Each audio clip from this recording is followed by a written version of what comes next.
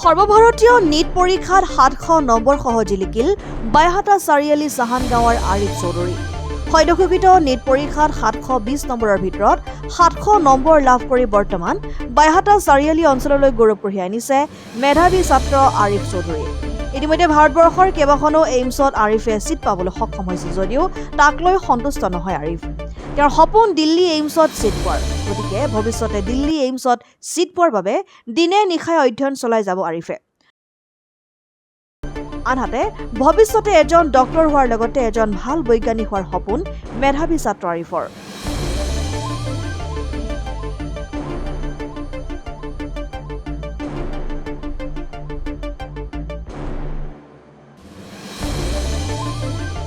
মোৰ নাম আৰিফ চৌধুৰী আৰু মোৰ ঘৰ বাইহাটা চাৰিআলিৰ সাহান গাঁৱত এণ্ড মই এইবাৰ নীট এক্সামত 720ৰ ভিতৰত 700 স্ক'ৰ কৰিছোঁ।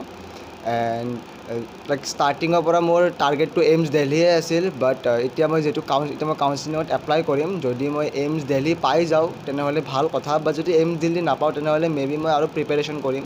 কিন্তু এইমছ দিল্লীৰ বাহিৰে মই ভাৰতত যিমান এইমছ কেইখন আছে গোটেইকেইখনতে চিট পাই আছোঁ।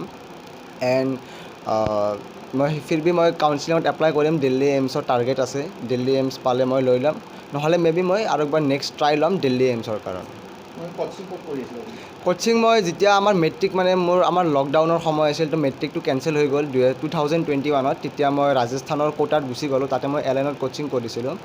এণ্ড কোচিং কৰাৰ সময়ত যেতিয়া মই ফাৰ্ষ্ট গৈছিলোঁ, তাতে মই মেইন টাৰ্গেট এইটো আছিল যে মই চাব লাগে যে তাতে ষ্টুডেণ্টবোৰ কেনেকুৱা, কাৰণ তাতে মোৰ কম্পিটিশ্যন অকল অসমৰ ষ্টুডেণ্ট বা কাষৰ ষ্টুডেণ্টবিলাকৰ লগত নহয়, মোৰ অল অভাৰ ইণ্ডিয়াৰ ষ্টুডেণ্টৰ কম্পিটিশ্যন।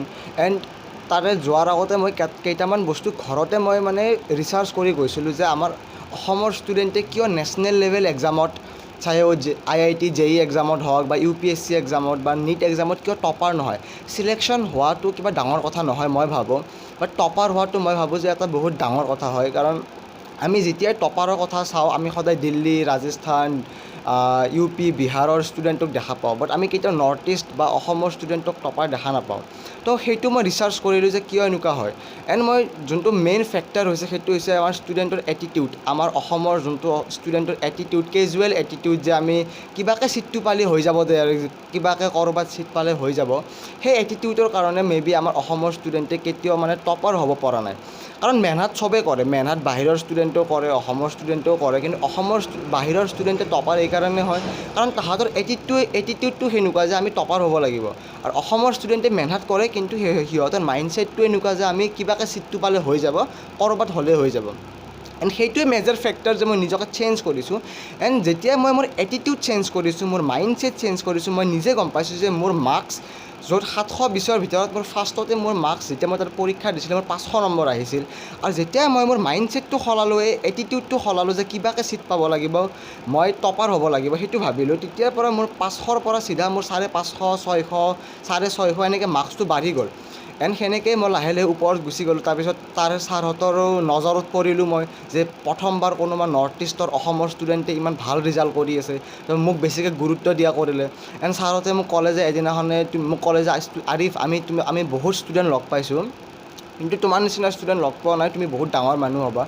এণ্ড মোক বহুত ফ'কাছ কৰিলে মোৰ ওপৰত। সেই হিচাপত তাৰেপিছত মই প্ৰেক্টিছ কৰি বহুত বেয়া সময়ো আহিলে, বাট সেইবোৰ মই নাচাই মেহনত কৰি গ'লোঁ। তাৰেপিছত হায়াৰ ছেকেণ্ডেৰী এক্সাম দিলোঁ, হায়াৰ ছেকেণ্ডেৰী এক্সামত মোৰ 99% আহিলে। তাৰেপিছত নীট এক্সাম দিলোঁ। এণ্ড নীট এক্সামত ওলাই অহাৰ পিছতো মই গম পাই গ'লোঁ যে মোৰ 700 মাৰ্কছ আহি যাব, কাৰণ মই তাৰপিছত চেক কৰিছোঁ এনচাৰ কিট। বাট কি হয়, যদি মোৰ ডাউট হৈ আছিল কি মই দিল্লী এইমছ পাম নে নাপাম, কাৰণ বেলেগ এইমছ মই পাই যাম, আৰামছে পাই যাম ভাৰতত যিমান এইমছ আছে। কিন্তু মই এতিয়া দিল্লী এইমছৰ কাৰণে কাউন্সিলিং কৰিম, যদি পালোঁ লৈ ল'ম, আৰু যদি দিল্লী এইমছ নাপাওঁ বেলেগ কেইখন এইমছত মই মেবি নলওঁ, কাৰণ মই দিল্লী এইমছৰ কাৰণে নেক্সট আকৌ প্ৰিপেৰেশ্যনে কৰিম। এই ক্ষেত্ৰত তোমাক ঘৰৰ পৰিয়ালে কোনে বেছি উৎসাহ দিছে? আমাৰ গোটেই ঘৰৰ মানুহে বহুত ছাপোৰ্ট কৰিছে, তাহাঁতৰ বিনাতো মই কৰিব নোৱাৰিলোঁ। এণ্ড অফক'ৰ্ছ আমাৰ গাঁৱৰ মানুহবিলাকেও বহুত ছাপোৰ্ট কৰিছে। এণ্ড আমাৰ ৰিলেটিভছৰ মানুহ চবেই, আৰু মোৰ স্পেচিয়েলি মোৰ তাৰে ৰাজস্থানৰ মোৰ যিমান টিচাৰ্ছবিলাক আছিল আৰু বাহিৰৰ মোৰ যিমান ফ্ৰেণ্ডছবোৰ আছিল চবেই ছাপোৰ্ট কৰিছে, মোক তলত নুমাই দিয়া কোনো নাছিল। অনুভৱ কেনেকুৱা তেন্তে? মনোভাৱ এতিয়া চবৰে হিচাপততো চবৰে ভাল লাগিছে, মোৰো ভাল লাগিছে, কিন্তু মোৰ যোনটো টাৰ্গেট হয়, বেলেগৰ নজৰত মই বহুত ডাঙৰ কৰিছোঁ কি তই 720ৰ ভিতৰত 700 নম্বৰ পাইছা, বাট মোৰ নজৰত মই ইমান ছেটিছফাইড নহয়, কাৰণ মোৰ টাৰ্গেট আছিল দিল্লী এইমছ। আৰু সেইটো এতিয়া অলপমান চান্সটো কম। সেইকাৰণে মই দিল্লী এইমছৰ কাৰণে টাৰ্গেট কৰি আছোঁ, যি হয় দেখা যাব সেইটো, কিন্তু বেলেগ এইমছ কেইখন পাই আছোঁ মই চব। শেষত মানে শিক্ষাৰ্থীসকলক কি ক'বা তুমি ভৱিষ্যতে মানে কেনেকুৱাকৈ মানে যাব বিচাৰোঁ। একচুৱেলি মোৰ দিল্লী এইমছৰ কাৰণে এইকাৰণে টাৰ্গেট, কাৰণ মোৰ অকল ডক্টৰ হোৱাটো সপোন নহয়। যেনেকৈ ডক্টৰ APJ আব্দুল কালামে এজন ইঞ্জিনিয়াৰো আছিল, এৰ'স্পেচ ইঞ্জিনিয়াৰো আছিল আৰু এজন ৰকেট চাইণ্টিষ্টো আছিল, তেনেকৈ মোৰ মানে এজন ডক্টৰৰ লগত এজন মেডিকেল চাইণ্টিষ্ট হোৱাৰ ইচ্ছা। তো সেইকাৰণে এইমছ দিল্লীত মানে ৰিচাৰ্চ ফেচিলিটিটো বহুত ভাল, তাতে মানে চাইণ্টিষ্ট লাইনত যোৱাটো বহুত মানে ইজি কৰি দিয়ে, সিহঁতে মানে হেল্প কৰি দিয়ে। তো সেইকাৰণে মোৰ দিল্লী এইমছত যোৱা প্ৰেফাৰেঞ্চটো ফাৰ্ষ্ট। তো মোৰ এজন নিউৰ' ছাৰ্জনৰ লগত মোৰ এজন মেডিকেল চাইণ্টিষ্ট হোৱা বহুত ইচ্ছা হয়। তোমাৰ দেউতাৰ নাম কি আছিল? এজন আবুল হক চৌধুৰী, মাৰ নাম? মঞ্জু আৰা বেগম। ঠিক আছে, ধন্যবাদ।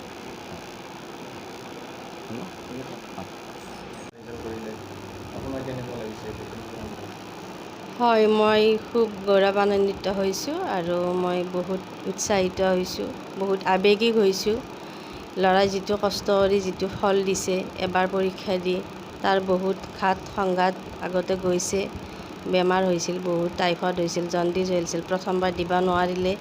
তাৰপিছত সি হাই ছেকেণ্ডাৰীও ভাল ৰিজাল্টে কৰিলে, কিন্তু নীট এক্সামৰ প্ৰথমবাৰ দিয়ে সি 700 নম্বৰ আনিছে। আমাৰ কাৰণে খুবেই মানে আনন্দিত।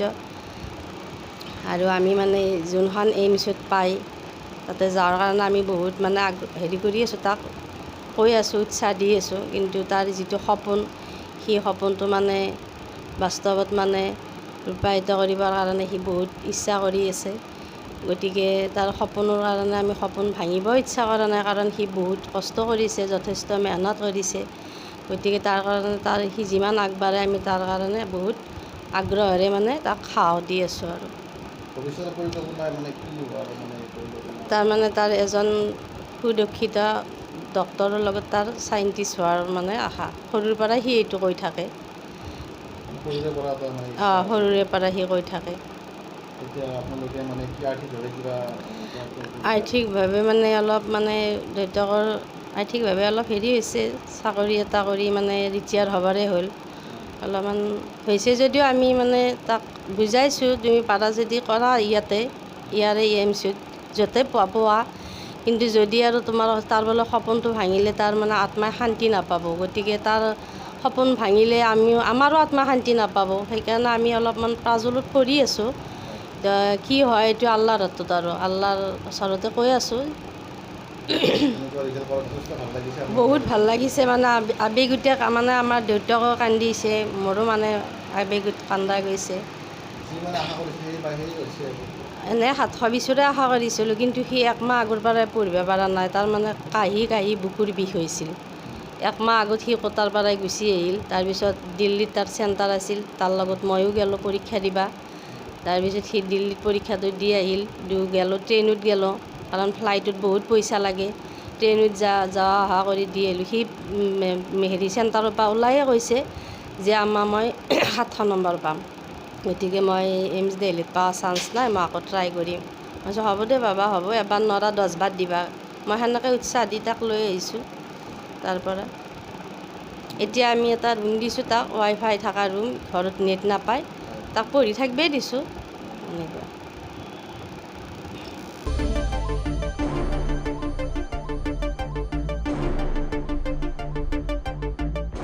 ৰঙিয়াৰ পৰা হেমেন কলিতাৰ ৰিপৰ্ট, ডেমক্ৰেটিক আছাম।